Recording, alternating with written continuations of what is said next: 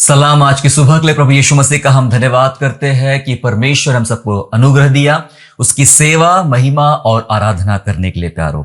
आज सुबह बहुत ही सुंदर विषय में आपके सम्मुख लेकर आया हूं और जिसका शीर्षक है, नाम है खूबसूरत बनो, बी ब्यूटीफुल। जी हाँ, खूबसूरत बनो। अब खूबसूरत बनने की बात यह होती है कि शायद मैं आज यहाँ पे कुछ ब्यूटी प्रोडक्ट शायद कुछ बेचूंगा या कुछ उसके बारे में जानकारी दूंगा, शायद ऐसा ही कुछ समझ लीजिए। संदेश पूरा सुनिए ताकि परमेश्वर आपको आशीष दे और ये संदेश के द्वारा आपका जीवन, आपका परिवार, आपका हृदय और ज्यादा खूबसूरत बन जाए। परमेश्वर आप सबको आशीष दे। जब हम खूबसूरती की बात करते हैं तो सबसे पहले खूबसूरती परमेश्वर ने देखा था जब उसने सृष्टि की रचना किया। 6 दिन तक उसने रचना किया, 7वें दिन विश्राम किया, बाइबल हमें बताती है। लेकिन पहले दिन के वर्णन से जब हम देखते हैं, हर बार वो बनाता गया, आकाश बनाया, पृथ्वी बनाया, समुद्र बनाया, पेड़ पौधे सब बनाता गया और हर एक वस्तु बनाने के बाद क्या बोलता गया? अच्छा है, सुंदर है, बहुत सुंदर है, अच्छा है। वो बनाता गया और हर बार कहता रहा, ये बहुत सुंदर है, ये बहुत अच्छा है। तो परमेश्वर का हम धन्यवाद करते कि जो कुछ परमेश्वर ने बनाया है वो बहुत खूबसूरत है, वो बहुत सुंदर है। और उसके सबसे अंत में उसने क्या बनाया? सबसे अंत में उसने मनुष्य को बनाया। जी हां, मनुष्य को बनाया। और मनुष्य को जब रचना हुई तो उसके विषय में लिखा गया है कि परमेश्वर ने मनुष्य को अपने स्वरूप और अपनी समानता में बनाया। इसका क्या मतलब है? अपने स्वरूप, अपनी समानता का मतलब क्या है? यह अपने स्वरूप, अपनी समानता का मतलब है उसने सुंदर बनाया, क्योंकि परमेश्वर खुद सुंदर है। कैसा उसका स्वरूप है, कैसे उसकी समानता है, इसके बारे में बाइबल में बहुत सारी बातें लिखी गई है और हमने इसके ऊपर पहले भी बहुत बार अध्ययन किया है।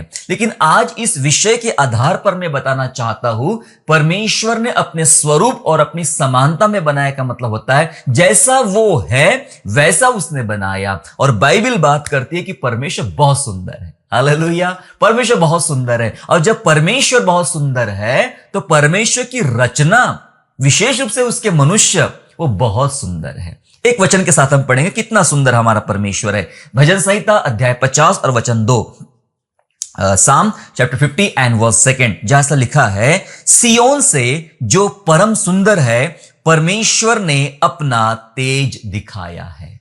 हालेलुया, लिखा है वचन में, सियोन से जो परम सुंदर है। कौन है परम सुंदर? सिर्फ सुंदर नहीं, परम सुंदर। परम सुंदर परमेश्वर है और उस परमेश्वर ने अपना तेज दिखाया है। ऐसा परमेश्वर का वचन हमें सिखा रहा है मेरे प्यारों। अब परमेश्वर बहुत सुंदर है। जब हम सुंदरता की बात करते हैं तो अक्सर सुंदर व्यक्ति किसे कहा जाता है? एक जवान व्यक्ति को, चाहे स्त्री हो चाहे पुरुष हो, उसकी जवानी में जो उसकी सुंदरता होती है, उस सुंदरता के साथ या उस बातों के साथ उस व्यक्ति को या उस बातों को सुंदर बोला जाता है। लेकिन हम परमेश्वर की बात कर रहे हैं और परमेश्वर कितना पुराना है या कितना उम्र है हम बता नहीं सकते, क्योंकि आदि से वही है, आदि और अंत, अल्फा और ओमेगा, सनातन काल का परमेश्वर है। अगर हम ज्यादा कुछ नहीं भी जानते हैं, हम थोड़ा पीछे चले जाए, जब से यीशु मसीह आया 2000 साल हो गया, उसके पहले भी बहुत सारी घटनाएं हैं। तो इतनी पुरानी हम बात कर रहे हैं, तो क्या परमेश्वर इतना पुराना हो गया? और इतना पुराना हो गया तो झुर्रियां आ गई होंगी उस चेहरे पे, उसकी आंखें धुंधली देखती होगी, वो डगमगा रहा होगा। जब हम मनुष्य के स्वरूप में देखेंगे ये सारी बातें हमारे सामने आएगी। लेकिन जब हम परमेश्वर को परमेश्वर के स्वरूप में देखते हैं, सनातन काल का परमेश्वर जो आदि में जितना सुंदर था, हजारों साल के बाद भी हमारा परमेश्वर उतना सुंदर है और आने वाले हजारों लाखों वर्ष तक परमेश्वर सुंदर बना रहेगा। उसकी सुंदरता के सामने कोई सुंदरता टिक नहीं पाएगी। हालेलुया। तो ये सुंदरता है। जब दाऊद वर्णन करता है उसका, तो दाऊद की उम्र में और परमेश्वर के जब उसको जानकारी थी उस समय बहुत बड़ा अंतर है, तब भी वो कहता है कि परमेश्वर बहुत सुंदर है। परमेश्वर बहुत सुंदर है। सनातन काल से परमेश्वर की सुंदरता में कोई फर्क नहीं पड़ा है, वो बहुत सुंदर है। और उस सुंदर परमेश्वर ने अपने स्वरूप और समानता में हम सबको रचा। 2 प्रकार की सुंदरता होती है। जानेंगे हम लोग। दो प्रकार की सुंदरता होती है। एक सुंदरता वो होती है जो थोड़े समय की होती है, एकदम थोड़े समय की, और दूसरी सुंदरता वो होती है जो हमेशा की होती है। उसका अपना कोई टाइम पीरियड नहीं होता है, वो हमेशा की सुंदरता होती है। तो पहली सुंदरता थोड़े समय की। अब थोड़े समय की सुंदरता कैसे होती है? जैसे कि उदाहरण के लिए फूल, फूल बहुत सुंदर होते हैं। फूलों के रंग, फूलों की खुशबू, फूलों का आकार, सब कुछ बहुत सुंदर होता है। लेकिन फूल, आज हमने बाग से फूल तोड़ा, वो आज बहुत सुंदर है, इसी फूल को कल देखिए आप, कल क्या होगा? फूल मुरझा जाएगा। फूल की सुंदरता अब उतनी कायम नहीं रहेगी। फूल हो, पत्ते हो, पौधे हो, दुनिया की तमाम चीजें हो, वो अगले दिन लायक नहीं रहते सुंदरता के। खाने की बात कर, जब हम खाना देखते तो बहुत ही सुंदर सा खाना है, स्वादिष्ट है, और हमें लगता है इतना सुंदर है, चलो उठा के खा ही लूं, इसका स्वाद चख लूं, चलो ठीक है। लेकिन वही खाना ऐसे ही पड़ा रह गया और अगले दिन आपने उस खाने को देखा तो क्या होगा? आपको उस खाना खाने की इच्छा नहीं होगी, क्योंकि अब उसकी सुंदरता खराब हो गई है, उसमें फफूंदी लग गई है, या फिर खराब हो गया है खाना, अब वो पहले समान नहीं रहा। वैसा ही होता है मेकअप। हमारी बहनें बहुत अच्छा मेकअप करती है। अब मेकअप करते हैं तो वो जब मेकअप करते हैं तो बहुत सुंदर लगते हैं। कुछ घंटों के बाद, कुछ समय के बाद, कि शादी में जाना, हमने मेकअप किया और शादी से लौटने के बाद सारा मेकअप उतर जाता है। तो थोड़े समय की सुंदरता होती है। जो कुछ हम सुंदरता देखते हैं वो थोड़े समय की, तो ये सुंदरता है। लेकिन जो हमेशा की सुंदरता होती है, दरअसल ये सुंदरता परमेश्वर की है। वो थोड़े समय की नहीं होती कभी भी, वो हमेशा की होती। 1000 वर्ष पूर्व जब आप बाइबिल को पढ़ते, बाइबिल एक बहुत पुरानी पुस्तक है, परमेश्वर की पुस्तक है। बाइबिल का इतिहास बहुत पुराना है। अगर आप उत्पत्ति की पुस्तक में पढ़ते हो तो वहां परमेश्वर की सुंदरता दिखाई पड़ती है। यदि आप प्रकाशित वाक्य की पुस्तक पढ़ते हो तो उसमें आपको परमेश्वर की सुंदरता दिखाई पड़ती है। दोनों पुस्तकों में बहुत बड़ा अंतर है, बहुत बड़ा अंतर है। और आज भी हम परमेश्वर की सुंदर 2000 साल के बाद, जब से हमारे हाथ में ये पुस्तक आई है, प्रभु यीशु मसीह को हमने जाना है, और आज भी जब हम वर्णन करते हैं और आज भी प्रभु के कामों को देखते हैं तो उसकी सुंदरता दिखाई पड़ती है। वो कितना सुंदर है, और उसकी खूबसूरती के ऊपर में बहुत सारे गीत बनाए जाते हैं। संसार में बहुत सारे लोग सुंदर बनना चाहते हैं और सुंदर बनने के लिए बहुत सारा प्रयास करते हैं। 20वीं शताब्दी के आखिरी में और 21वीं शताब्दी की शुरुआत में एक आदमी दुनिया में बड़ा प्रसिद्ध हो रहा था। उसने अपने चेहरे की, वो बहुत प्रसिद्ध भी था, उसने अपने चेहरे की बहुत बार सर्जरी किया, ये करने के लिए कि मैं दुनिया में सबसे खूबसूरत लगूं, मैं जवान दिखूं, मैं अच्छा दिखूं। उसने कभी नाक की, कभी आंख की, कभी स्किन की, कभी बालों की, और पता नहीं किन किन पार्ट्स की उसने सर्जरी किया। वो इतना अपने आप को सेपरेट रखता था कि भाई मैं किसी को छू नहीं, कोई मुझे छूना नहीं, मैं बीमार ना पड़ जाऊं, मैं गंदा ना हो जाऊं, मैं ये ना हो जाऊं। इतनी सारी बातें रख कर भी, दुनिया में नाम कमाने के बावजूद भी ज्यादा दिन वो आदमी जी नहीं पाया। बहुत कम उम्र में इस दुनिया छोड़कर चले जाना पड़ा। जी हां, दुनिया छोड़ के चले जाना पड़ा। वो खुद की मेहनत से, खुद के परिश्रम से, खुद के सर्जरी से, खुद के कॉस्मेटिक चीजों से अपने आप को जो लोग सुंदर बनाना चाहते हैं, ये खूबसूरती ज्यादा समय नहीं चलती है। लेकिन परमेश्वर की जो खूबसूरती होती है वो हमेशा की है। चाहे मनुष्य कितना भी अपने आप को सुंदर बनाने का प्रयास कर ले, ज्यादा टाइम सुंदर नहीं बन सकता, लेकिन परमेश्वर अपने आप में हमेशा का सुंदर परमेश्वर है, और उसने अपने स्वरूप समानपन बनाया है, और वो बाइबिल में कुछ बातें बताता है। जी हां, बाइबिल में कुछ बातें बताता है सुंदर बनने के लिए।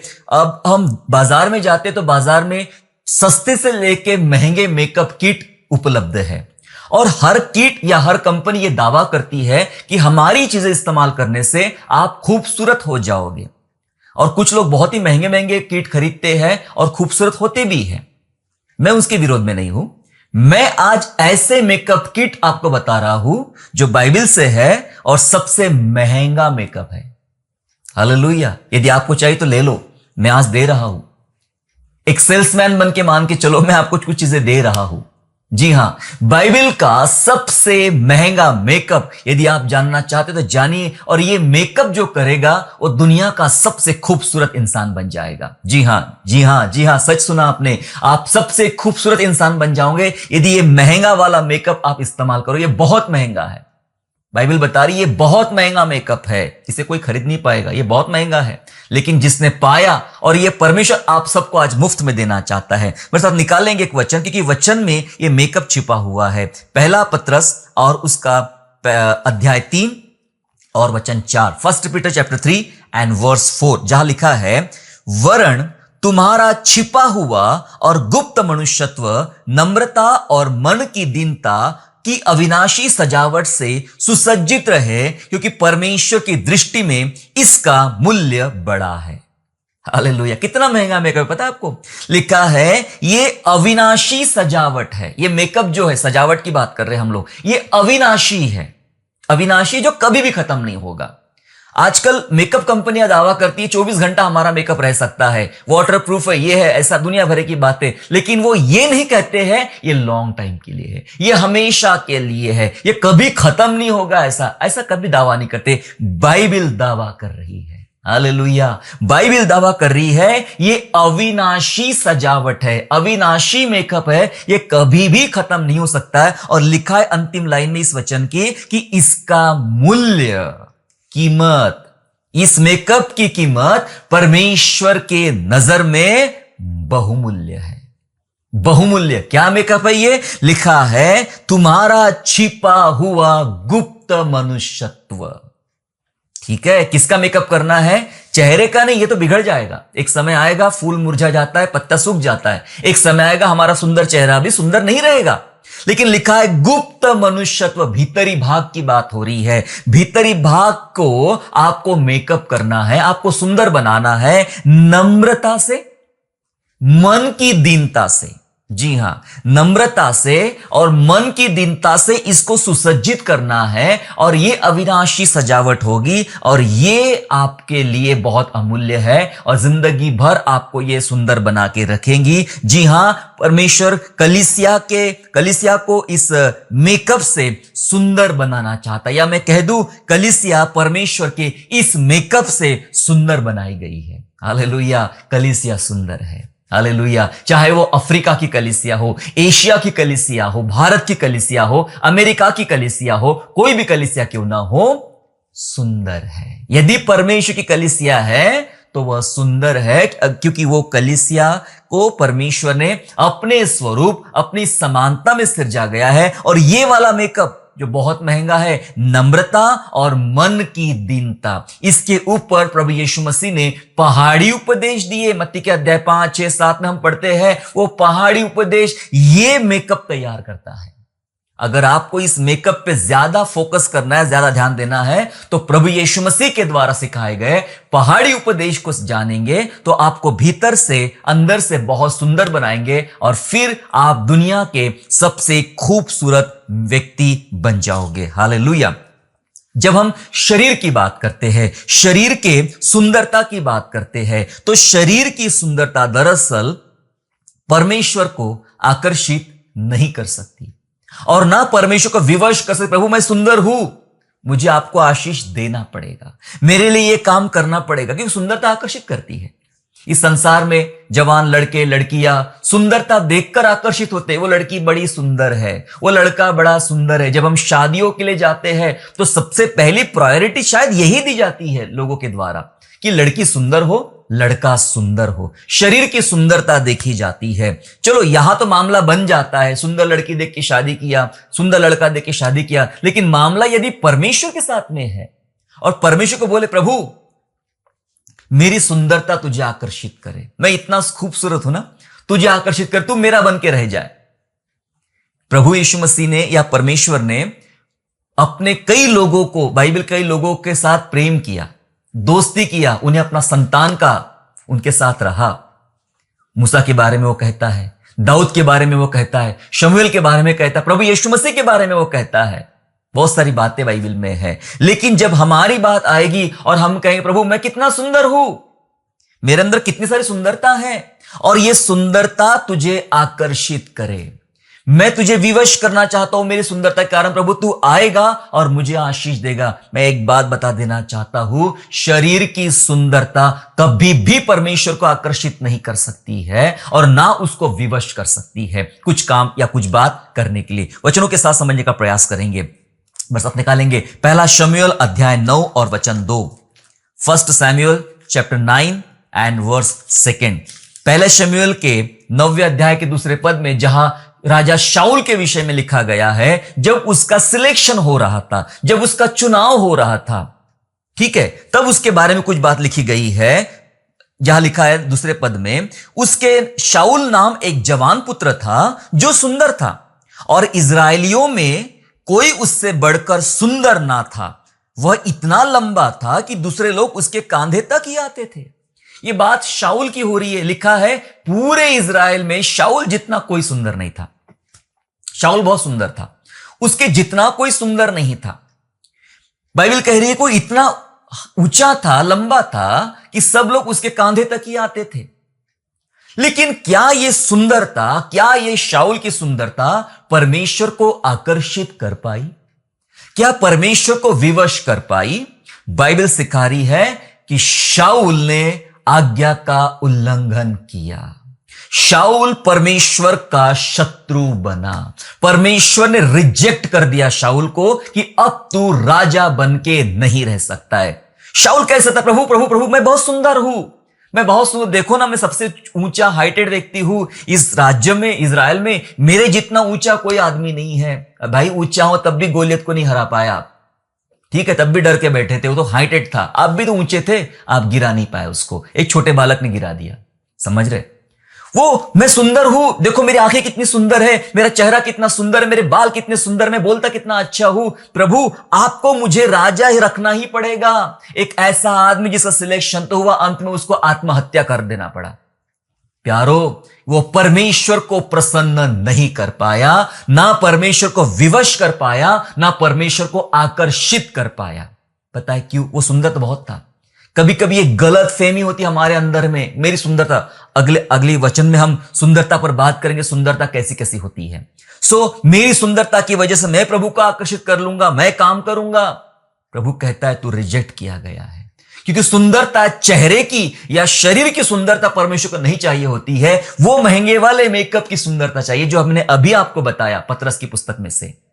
वो महंगा वाला मेकअप जिसने किया, जिसने मन की दीनता, नम्रता और आज्ञा पालन के द्वारा जो भीतरी मनुष्यत्व सुंदर होता है, वो परमेश्वर को आकर्षित करता है। जी हां, वो मेकअप परमेश्वर को आकर्षित करता है, तब जाके एक व्यक्ति परमेश्वर की नजरों में सुंदर बनता है। नीति वचन का 31वां अध्याय और 30 वचन इस प्रकार से कहता है।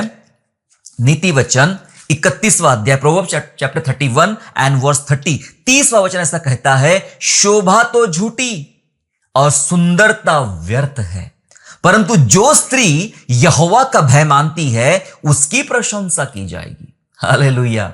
जी हां, वचन कह रहा है शोभा तो झूठी, सुंदरता व्यर्थ है। कई बार ऐसा लगता है कि यह वचन मात्र महिलाओं के लिए है, क्योंकि लिखा भी है यहां पे जो स्त्री यहोवा का भय मानती है।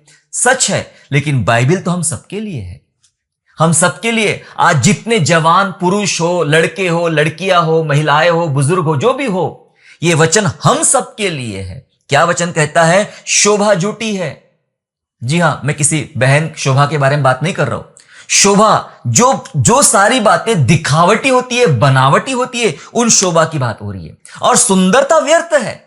कितनी भी सुंदरता रख लो, वो सब व्यर्थ है। सुंदर स्त्री अगर समझ ना रखे तो सुअर के नाक के नथ के समान है, ऐसा वचन कहता है ना, विवेक ना रखे तो। सुंदरता व्यर्थ है, शोभा झूठी, इसका कोई वैल्यू नहीं है।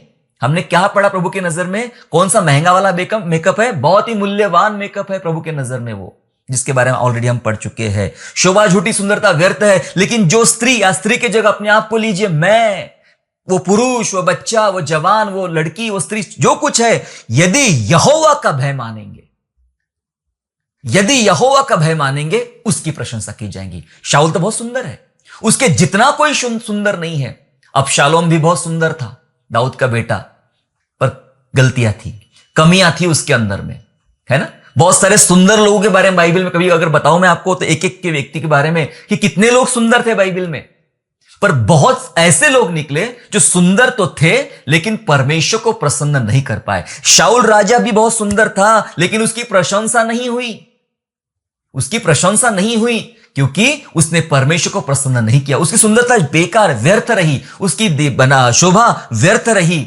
यदि वो परमेश्वर का भय मानता तो परमेश्वर उसकी प्रशंसा करता था। परमेश्वर ने दाऊद की प्रशंसा किया क्योंकि दाऊद परमेश्वर का भय मानता था। परमेश्वर ने मूसा की प्रशंसा किया क्योंकि मूसा परमेश्वर का भय मानता था। बाइबल में बहुत सारे ऐसे लोग हैं जिन्होंने परमेश्वर का भय माना। यदि आज कलीसिया परमेश्वर का भय माने तो मैं कहता हूं आप सचमुच प्रशंसा के कारण होगे। स्वर्गदूतों के सामने, कलीसिया के सामने और इस संसार के सामने आपकी प्रशंसा की जाएंगी। शर्त एक है, आपकी बाहर की सुंदरता का महत्वपूर्ण नहीं है, आपकी भीतर की सुंदरता जो परमेश्वर के भय के साथ चलती है। यदि ये बातें आपके अंदर है तो सच में आप बहुत खूबसूरत है। शारीरिक सुंदरता घमंड लाती है ना। कभी कभी हम बहुत सुंदर होने का प्रयास करते हैं और ये जितनी सुंदरता होती, मैंने बहुत सारे सुंदर व्यक्तियों को घमंड से भरे देखा। कुछ ना कुछ घमंड होता है, पर सुंदरता सिर्फ चेहरे की नहीं।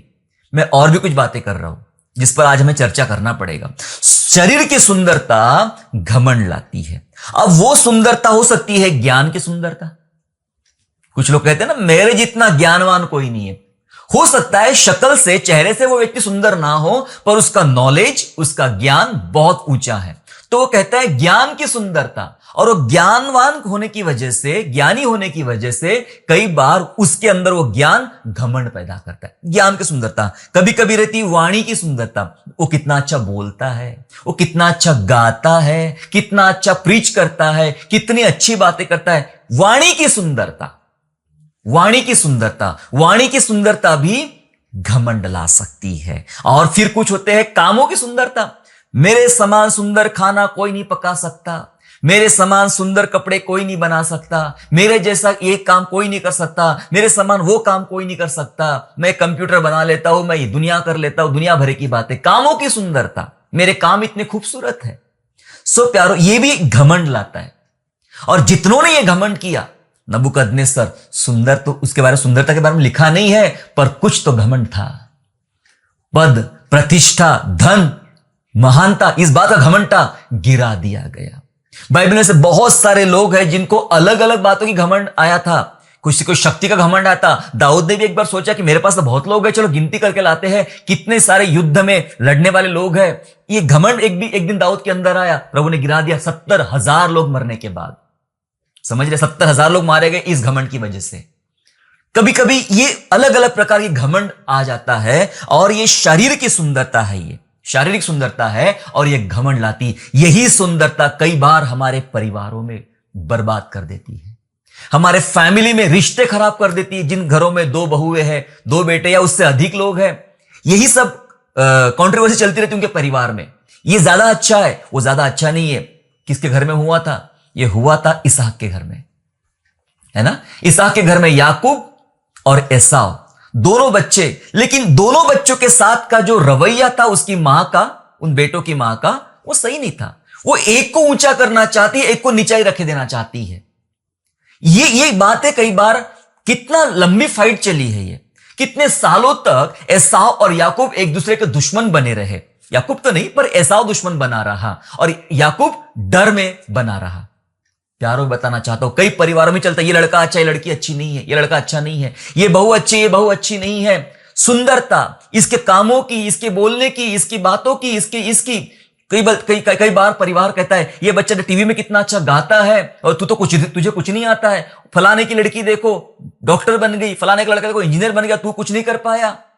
यही सब बातें घमंड लाती है, परिवार, रिश्ता और तमाम चीजें बर्बाद कर देती है। और हम घमंड करते उन बातों पर, इसलिए मैंने कहा शरीर की सुंदरता घमंड पैदा करती है। एक है बाइबल में जो बहुत सुंदर था और उसी की सुंदरता ने उसके अंदर घमंड लाया और उस घमंड की वजह से वो उसके साथ कई साथी, कई लोग पतन हो गया। जी हां, आप जान गए किसके बारे में बात कर रहा हूं। मैं बात कर रहा हूं लूसीफर के बारे में, बाद में जो शैतान बन गया।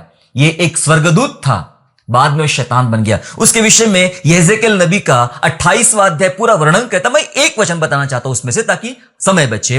28वां अध्याय यहेजकेल चैप्टर 28 एंड वर्स 17, 28 अध्याय का 17 वचन बोलता है, सुंदरता के कारण तेरा मन फूल उठा और विभव के कारण तेरी बुद्धि बिगड़ गई थी।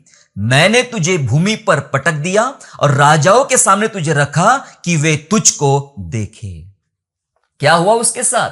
उसके साथ सुंदरता के कारण उसका मन फूल उठा। मैं कितना अच्छा गाता हूं, मैं कितना अच्छा दिखता हूं, मैं कितना अच्छा काम करता हूं। सुंदरता के कारण मन फूल उठा। विभव, बहुत पैसा आ गया, बहुत नाम हो गया। विभव के कारण तेरी बुद्धि बिगड़ गई, इसलिए प्रभु कहता है मैंने तुझे भूमि पर पटक दिया, तू लोगों के पांव तले आ गया।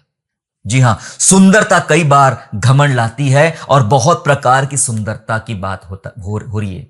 बहुत प्रकार की सुंदरता। गलत फहमी मत रहना कि मैं केवल सुंदर चेहरे वाले की बात कर रहा हूं। जी नहीं, सुंदर चेहरा आपको मिला है, प्रभु को बहुत धन्यवाद दो कि प्रभु मैं सुंदर बनाया गया, मैं तेरे स्वरूप और समानता में सिरजा गया हूं। मैं इसका इस्तेमाल आपकी महिमा के लिए करूंगा और मेकअप करके रहूंगा। जी हां, मेकअप तो करना पड़ेगा, मेकअप तो करना पड़ेगा। और कौन सा मेकअप? वही हमारा पहला पत्रस 3:4 वाला, यही मेकअप करना पड़ेगा। ये बहुत महंगा वाला मेकअप है, सबको करना है। कलीसिया को सबको मेकअप करना है। तब यीशु राजा अपनी दुल्हन को देखने आएगा और दुल्हन को देखकर कहेगा वाह, तेरे समान कोई सुंदर नहीं है, क्योंकि इस दुल्हन ने वो वाला मेकअप किया है, पहला पत्रस 3:4 वाला। हालेलुया। ये बहुत महंगा मेकअप, याद रखिएगा, ये बहुत महंगा मेकअप है, कलीसिया करना पड़ेगा। और अगर आपको सुंदर चेहरा मिला है, प्रभु को धन्यवाद दो। इस मेकअप के साथ आपको ज्ञान मिला है, प्रभु को धन्यवाद दो। आपके पास जो कुछ भी अनुग्रह मिला है उसके द्वारा परमेश्वर की महिमा करो। लेकिन यदि ये सुंदरता अधर्म में बढ़ती गई, ये सुंदरता यदि बुराई में बढ़ती गई, इस सुंदरता की वजह से नुकसान होता गया कलीसिया को, परिवारों को, चीजों को, तो बाइबल बात करती है परमेश्वर ऐसी सुंदरता को नाश कर देगा। समझ रहे आप? बाइबल बात करती है परमेश्वर ऐसी सुंदरता को नाश कर देगा। लिखा है भजन संहिता 39 अध्याय और वचन 11 में, साम 39 एंड वर्स 11 कहता है, जब तू मनुष्य को अधर्म के कारण डपट डपट कर ताड़ना देता है, तब तू उसकी सुंदरता को पतिंगे की नाई नाश करता है। सचमुच सब मनुष्य वृथाभिमान करते हैं। क्या लिखा है वचन में? तू उसकी सुंदरता को, कब? मनुष्य अधर्म के कारण, जब मनुष्य अधर्म करता है तब तू डपट डपट कर ताड़ना देता है और मनुष्य की वो सुंदरता पतिंगे के समान तू नाश कर डालता है। यस, घमंड बढ़ा, जहां अधर्म बढ़ा, सुंदरता की वजह से परमेश्वर उसको नाश कर डालता, जिसको हमने अभी पढ़ा है। हालेलुया। सो अपने आप को जांचे, मेरे अंदर कैसी सुंदरता निर्माण हो रही है, मेरे परिवार में कैसी सुंदरता निर्माण हो रही है। जहां आप जॉब करते हो, जहां आप रहते हो, जिस कलीसिया में हम जाते हैं, वहां हमारी सुंदरता कौन सी बढ़ रही है। कई बार कलीसिया में इन सब बातों का झगड़ा होता है, लोग कंपटीशन लगा रहता है, आज संडे है, चर्च जाना है, मैं महंगी वाली साड़ी पहन के जाऊं, सबको दिखाना चाहती हूं मेरे पास ऐसी वाली साड़ी है। मैं महंगा वाला हार पहन के जाऊं, मैं दिखाना चाहती हूं या चाहता हूं कि इतना पैसा मेरे पास है, महंगी वाली कार सबके सामने खड़ी कर दूं, मैं महंगा वाला खाना, ये वो दुनिया भर की बातें। क्या कर रहे हैं हम लोग? क्या कर रहे हैं हम लोग? हम वो बातें नहीं कर रहे जो परमेश्वर ने जिन बातों के लिए बुलाया है। चर्च कंपटीशन का स्थान नहीं है, कोई क्रीड़ा का मैदान नहीं है, स्पर्धा का मैदान नहीं है चर्च, जहां पे कपड़ों का कंपटीशन, गहनों का कंपटीशन, अच्छे कामों का कंपटीशन, सुंदरता कंपटीशन, ये इसके लिए चर्च नहीं है मेरे प्यारों, इसके लिए चर्च नहीं है। यदि आप ऐसा कर रहे हो, मैं कहना चाहता हूं इस वचन के आधार पे नाश कर देगा परमेश्वर। ज्यादा टाइम नहीं रखेगा, नाश कर देगा परमेश्वर। उनको उठाएगा जो मन के शुद्ध है, जो मन के सुंदर है, जो मन के नम्र है, मन के दीन है, उनको उठाएगा। उनकी कलीसिया को, उनके परिवार को उठाएगा। कितने अद्भुत काम होते उन कलीसिया में देखता हूं, जहां झोपड़ी जैसा है, रहने की जगह नहीं, कुछ नहीं, वहां प्रभु के अद्भुत काम हो रहे हैं।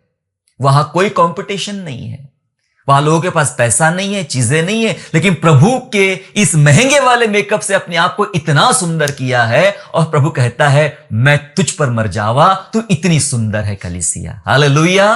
परमेश्वर का वचन आपको बहुत खूबसूरत बनाएगा। इसलिए मैंने कहा आज हम सीख रहे हैं खूबसूरत बनो।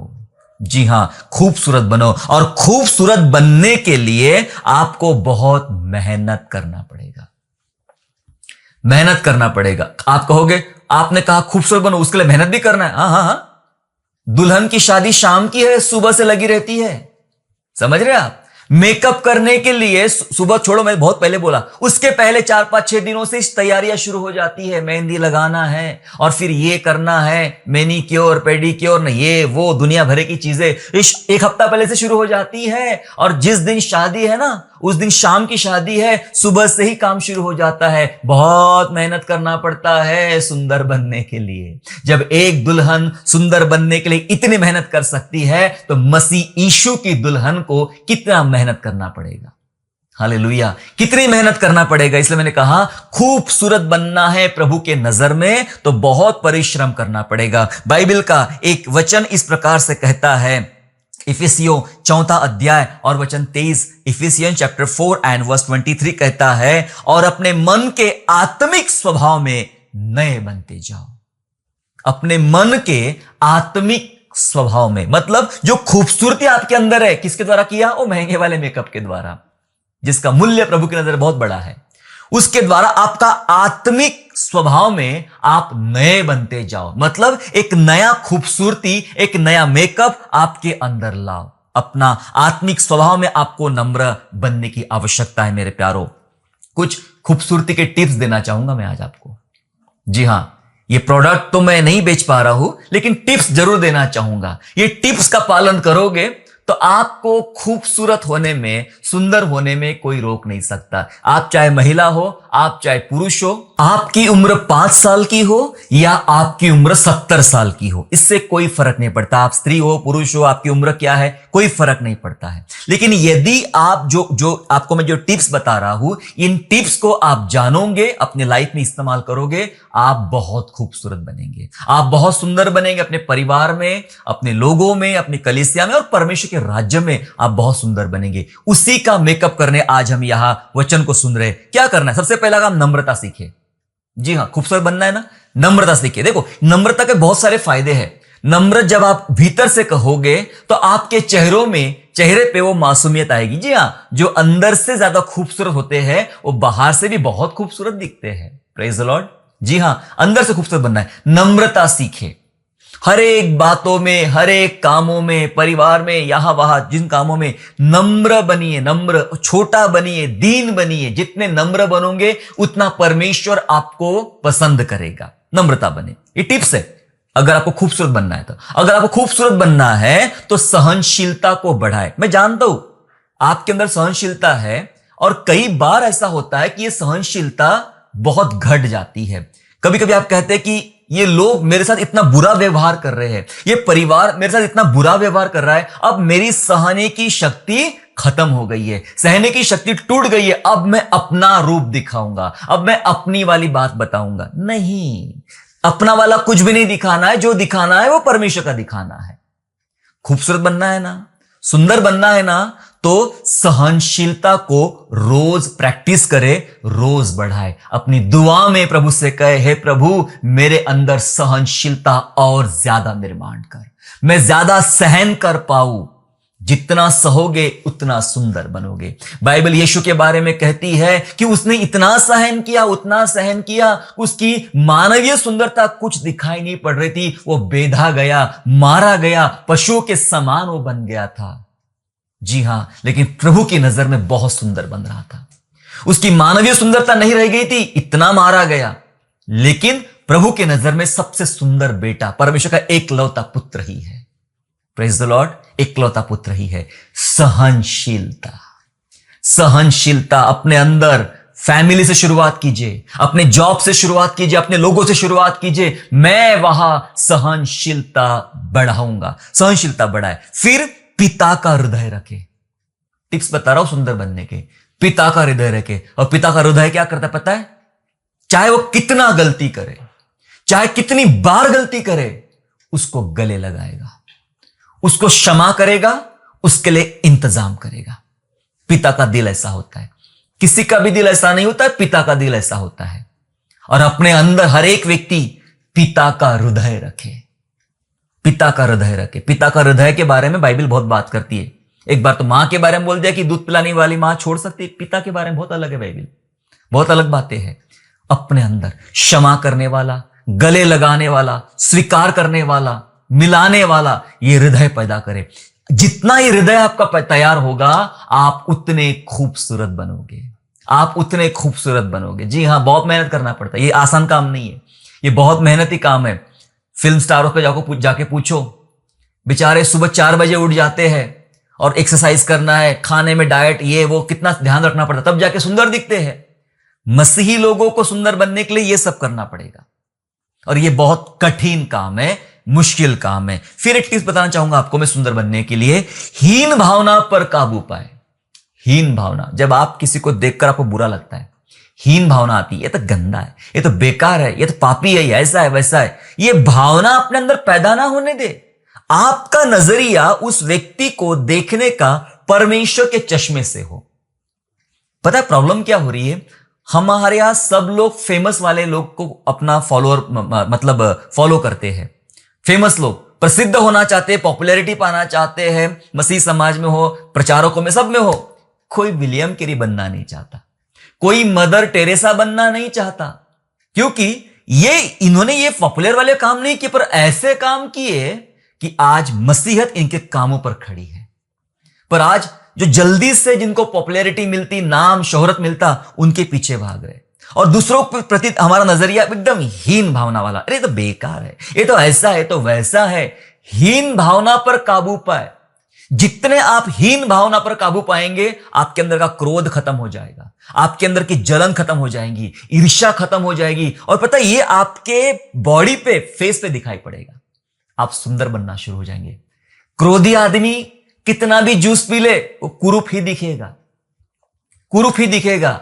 लेकिन क्रोध खत्म कर दो, वही आदमी बहुत सुंदर दिखना शुरू हो जाएगा। क्रोध चेहरा बिगाड़ देता है। जी हां, भीतर की सुंदरता से ही बाहर की सुंदरता होती है, बाहर की सुंदरता से भीतर सुंदरता नहीं होती है। ये टिप्स बता रहा आपको अगर खूबसूरत बनना है तो। और फिर विचारों को शुद्ध रखे। अगला टिप्स, विचारों को, अपने विचारों को पवित्र शुद्ध रखे। जितने आप पवित्रता शुद्धता में चलोगे, उतनी खूबसूरती आपके जीवन में आएगी, उतनी खूबसूरती आएगी। और फिर अंतिम बात बता रहा हूं, प्रेम में बढ़ते जाए, बस प्यार करना सीखे। यीशु ने हमें क्या सिखाया है? हम भूल गए, बेसिक बात ही भूल गए। चलो मोर्चा निकालते, झगड़ा करते, मारपीट करते हैं, पेपर में ये लिखते हैं, वैसा करते, धमकियां देते, यही सब हम भूल गए। यीशु ने सिखाया प्रेम करो, बेसिक बात ही भूल गए हम लोग। किसी ने मीटिंग नहीं करने दिया, चलो उनके खिलाफ फाइट। किसी ने घर में आने नहीं दिया, उनके खिलाफ फाइट। किसी ने चर्च पे अटैक किया, उनके खिलाफ फाइट। क्या सीख रहे हैं हम लोग? हमें सिखाया कुछ भी करे वो लोग, तुम्हें प्यार करना है, तुम्हें प्यार करना है। प्रेम में बढ़ते जाए। जब हम प्रेम में बढ़ते चले जाएंगे तो सच में हम खूबसूरत होंगे, और इतने खूबसूरत बनेंगे कि परमेश्वर हमसे बहुत प्रसन्न होगा। शाऊल को पसंद नहीं किया उसने, शाऊल को रिजेक्ट किया, पर कहना चाहता हूं वो आपको बहुत पसंद करेगा। शायद शाऊल जितने आप खूबसूरत नहीं हो, शाऊल जितने आप ऊंचे नहीं हो, लेकिन क्या यीशु के हो, यीशु के वचन से बनाए गए हो, प्रभु आपसे बहुत प्रसन्न होगा। जी हां, इसलिए आज हमने सीखा खूबसूरत बनो, खूबसूरत बनो। जब आप खूबसूरत बनोगे तो इसकी खूबसूरती आपके फैमिली में, आपके वैवाहिक जीवन में, आपके बिजनेस में फैली रहेगी, और आप महसूस करोगे कि यस, मैं दुनिया का बहुत सुंदर इंसान हूं। आपको महसूस होगा, आपकी उम्र जितनी भी हो, लेकिन आप महसूस करोगे आप सुंदर है। इस वचन को ध्यानपूर्वक आपने सुना, प्रभु आपको आशीष दे। प्रार्थना करना चाहता हूं, हमें ज्यादा अपने आप को सुंदर बनाने के लिए प्रार्थना करने की आवश्यकता है। और जब हम प्रार्थना करेंगे, एक पुराना गीत है, उसकी 2 लाइन हम गाकर फिर प्रार्थना में चलेंगे। अपने आप को तैयार करें, प्रभु मुझे खूबसूरत बना। आइए हम दुआ में चलें। मेरा चलना बोलना हर ख्याल तुमको भाए, मेरी सूरत है मसीहा तुमसे ही होती जाए, तुमसे ही होती जाए।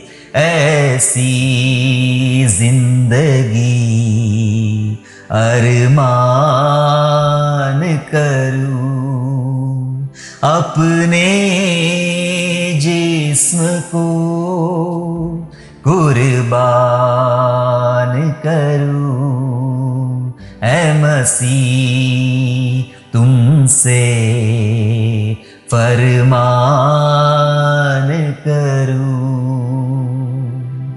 मेरा चलना, बोलना, उठना सब कुछ आपको भाए प्रभु। मेरी सूरत ऐ मसीहा तुम सी ही होती जाए, क्योंकि तुम्हारी सूरत बहुत सुंदर है प्रभु, बहुत सुंदर है प्रभु। हमने जान लिया भजन 50 में कि सुंदर परमेश्वर है, सुंदर परमेश्वर है। बाइबल बताती है सुंदर परमेश्वर है। हमने महसूस किया हमारा परमेश्वर बड़ा सुंदर है। और प्रभु हमारी सूरत जिसने आपने बनाया अपने स्वरूप और समानता में, वैसा हम सुंदर बनने वाले बने। हमारा प्रभु इन तमाम बातों से सुंदर है प्रभु। धन्यवाद करते जो बातें आज हमने सीखी है, जो बात आज हमने पढ़ी पिता परमेश्वर, होने पाए इनके द्वारा हमारी भीतरी खूबसूरती और ज्यादा बढ़े, आपको भाए। और पिता परमेश्वर इस कलीसिया के सामने, इस समाज के सामने, इस दुनिया के सामने प्रभु हम वो खूबसूरत व्यक्ति बन के रहने वाले बने जो परमेश्वर ने हमें बनाया है। धन्यवाद पिता, धन्यवाद कि आप हमें खूबसूरत बनाना चाहते हो। स्तुति करते पिता, आय का समय आपके हाथ में सौंपते हैं और हमारी खूबसूरती सब पर प्रकट हो, ऐसी हम दया मांगते हैं। धन्यवाद करते हैं, यीशु नासरी के नाम से प्रार्थना मांगते हैं, आमीन। आशा करता हूँ आज के संदेश के द्वारा आपने आशीष प्राप्त किया है। यदि सचमुच आपने आशीष प्राप्त किया है तो इस संदेश को दूसरों के साथ शेयर कीजिए और हमारे दूसरे भी संदेशों को सुनने के लिए हमारे चैनल को सब्सक्राइब करें और नोटिफिकेशन के लिए बेल आइकन को दबाइए। और हाँ, यीशु पर विश्वास करना ना छोड़े, वो आपको आशीष में स्थानों की ओर आगे ले जाएगा। God bless you all.